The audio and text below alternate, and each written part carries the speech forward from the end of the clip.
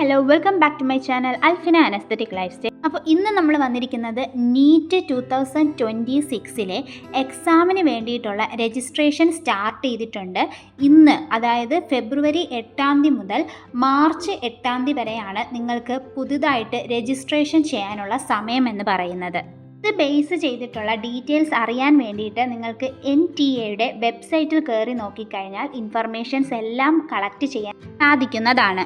നമുക്ക് എക്സാം വരുന്നത് മെയ് 3 180 മിനിറ്റാണ് എക്സാമിൻ്റെ ടൈം. എല്ലാ വർഷവും അതേ സെയിം ടൈം തന്നെയാണ് ഇപ്രാവശ്യവും വന്നിരിക്കുന്നത്.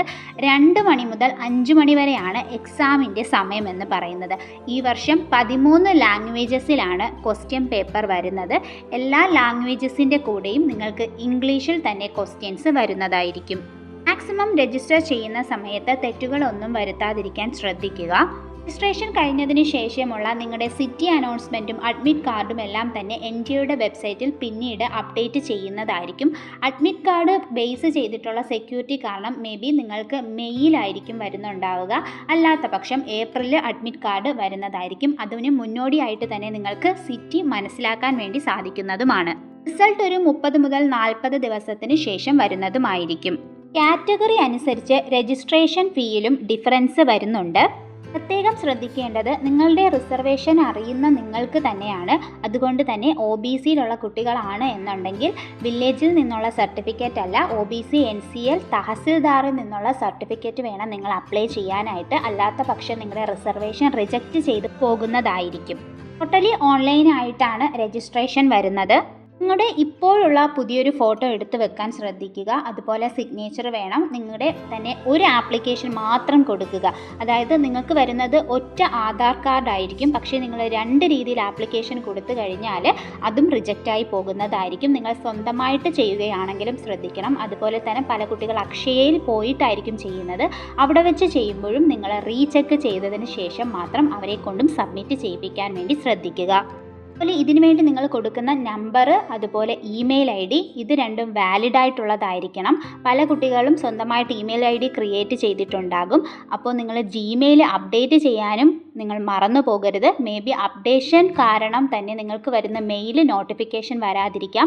അതുപോലെ ആ ഒരു മെയിൽ തന്നെയാണ് നിങ്ങളുടെ അക്കൗണ്ടിലുള്ളത് എന്നതും കൂടി ശ്രദ്ധിക്കുക. ഞാൻ പറഞ്ഞ് മനസ്സിലായെന്ന് വിശ്വസിക്കുന്നു. അതായത് നമ്മുടെ Gmail ഓപ്പൺ ചെയ്ത് കഴിഞ്ഞാൽ ഇപ്പോൾ 2 മെയിൽ ഉണ്ടെങ്കിൽ നമുക്ക് മെയിലായിട്ട് ഒരു റൗണ്ട് കാണാൻ പറ്റും. അതിൽ ഏത് മെയിലാണോ നിങ്ങൾ നീറ്റിന് കൊടുത്തത് ആ മെയിൽ ID തന്നെ അക്കൗണ്ടിൽ മുന്നോട്ട് നിൽക്കുന്ന രീതിയിൽ തന്നെ അപ്ഡേറ്റ് ചെയ്ത് വെക്കാൻ വേണ്ടി ശ്രദ്ധിക്കുക. എന്നിരുന്നാൽ മാത്രമേ നിങ്ങൾക്ക് കറക്റ്റ് ടൈമിൽ നോട്ടിഫിക്കേഷൻസ് എത്തുകയുള്ളൂ. ഫീ സ്ട്രക്ചർ പറയുകയാണെങ്കിൽ ജനറൽ കാറ്റഗറിക്ക് 1700 രൂപയാണ് വരുന്നത്. ജനറൽ EWS OBC NCL അങ്ങനെയുള്ള കാറ്റഗറിക്ക് 1600 രൂപയും SC ST person with disability PWD third gender അതായത് ട്രാൻസ്ജെൻഡർ ആയിട്ടുള്ള കുട്ടികളൊക്കെ ഉണ്ട് എന്നുണ്ടെങ്കിൽ 1000 രൂപയാണ് ഇവരുടെ ഫീ വരുന്നത്. നിങ്ങൾ ഇനി ഔട്ട്സൈഡ് ഇന്ത്യയാണ് എക്സാം എഴുതാൻ സെൻറ്റർ ചൂസ് ചെയ്യുന്നത് എന്നുണ്ടെങ്കിൽ 9500 റുപ്പീസാണ് നിങ്ങൾക്ക് അടയ്ക്കേണ്ടതായിട്ട് വരുന്നത്.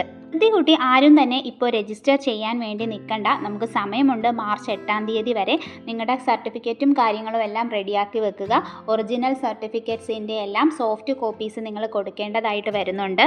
രജിസ്ട്രേഷൻ ചെയ്യേണ്ട സ്റ്റെപ്പ് ബൈ സ്റ്റെപ്പ് ആയിട്ടുള്ള ഇൻഫർമേഷൻസ് നമ്മുടെ ഈ സൈറ്റിലുണ്ട്. എല്ലാവരും അത് കയറി വായിച്ചു നോക്കുക. നിങ്ങൾക്ക് സ്വന്തമായിട്ടും രജിസ്റ്റർ ചെയ്യാൻ വേണ്ടി സാധിക്കുന്നതാണ്. എന്നിരുന്നാൽ പോലും നിങ്ങൾ അക്ഷയയിൽ പോയി രജിസ്റ്റർ ചെയ്യുന്നതായിരിക്കും ബെറ്റർ. സ്വന്തമായിട്ട് ഒരു തെറ്റ് പറ്റിക്കഴിഞ്ഞാൽ സബ്മിറ്റ് ചെയ്ത് കഴിഞ്ഞാൽ പിന്നെ അത് മൊത്തത്തിൽ റിജക്റ്റ് ആയി പോകുന്നതായിരിക്കും. അതുകൊണ്ട് ശ്രദ്ധിച്ചു മാത്രം ഈ ഒരു കാര്യങ്ങൾ ചെയ്യുക. ഇനി വരുന്ന നീറ്റ് ബേസ് ചെയ്തിട്ടുള്ള അലോട്ട്മെൻറ്റും അതുപോലെ അപ്ഡേറ്റും കാര്യങ്ങളും ഒക്കെ അറിയുന്നതിന് വേണ്ടി ചാനൽ ഒന്ന് സബ്സ്ക്രൈബ് ചെയ്ത് വെക്കുക. നോട്ടിഫിക്കേഷനിൽ ഓൾ എന്ന ഓപ്ഷൻ എനേബിൾ ചെയ്ത് വെക്കുക. എന്നിരുന്നാൽ മാത്രമേ കറക്റ്റ് ടൈമിൽ നിങ്ങൾക്ക് അപ്ഡേറ്റ്സ് എത്തുകയുള്ളൂ. ഇത് ബേസ് ചെയ്തിട്ടുള്ള എന്ത് ഡൗട്ട്സ് ഉണ്ടെങ്കിലും നിങ്ങൾക്ക് കമൻറ്റ് സെക്ഷനിൽ ചോദിക്കാവുന്നതാണ്. അപ്പോൾ നെക്സ്റ്റ് അപ്ഡേറ്റുമായിട്ട് നമുക്ക് ഉടനെ തന്നെ കാണാം. അതുവരേക്കും okay bye. Thank you for watching.